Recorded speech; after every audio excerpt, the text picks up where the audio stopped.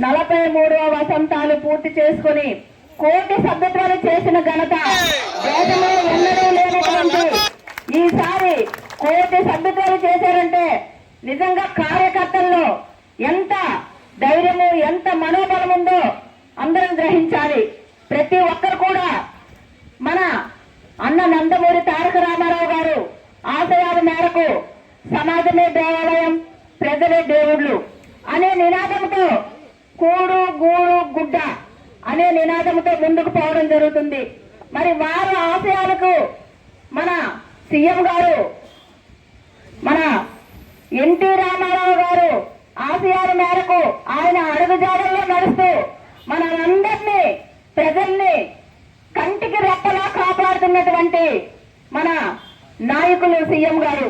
కాబట్టి మనమందరం కూడా ప్రతి ఒక్కరు కూడా బాగుండాలి.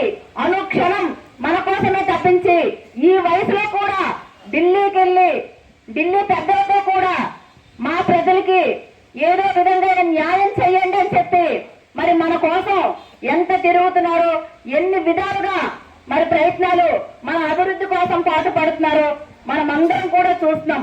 మరి అలాగే మన నారా లోకేష్ గారు మరి మన పార్టీ కోసం, మన ప్రజల కోసం, ప్రజలే దేవుళ్ళు అనే విధంగా మరి తిరుమలలో మరి అక్కడ ఉన్నటువంటి అక్కడ గుండె ఇదైతే మళ్ళీ వెంటనే దాన్ని మరి ఆయన సొంత నిధులతో మరి ఎన్ని విధాలుగా ఆవిడ్ని బతికించుకోవాలని తపన ఇప్పుడే మనం అందరం కూడా ఈ స్క్రీన్ లో చూడటం జరిగింది.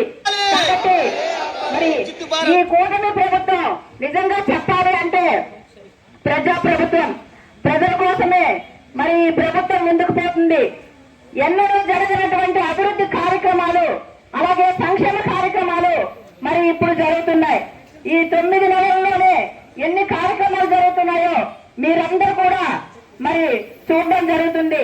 ఎక్కడికక్కడ సీసీ రోడ్లు, ఎక్కడికెక్కడ డ్రైనేజీలు, అలాగే ప్రతి ఒక్కరు బాగుండాలని ఇల్లు ఏదైనా మీరు అడిగినా తప్పకుండా చేస్తున్నటువంటి పార్టీ ఏదైనా ఉంది అంటే అది కూటమి ప్రభుత్వం.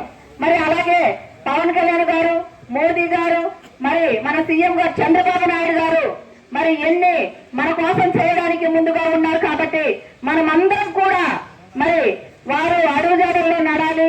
ఈ ఆయుర్వేద దినోత్సవం నిజంగా మనకు ఎంతో స్ఫూర్తిదాయకంగా నిలుస్తుంది.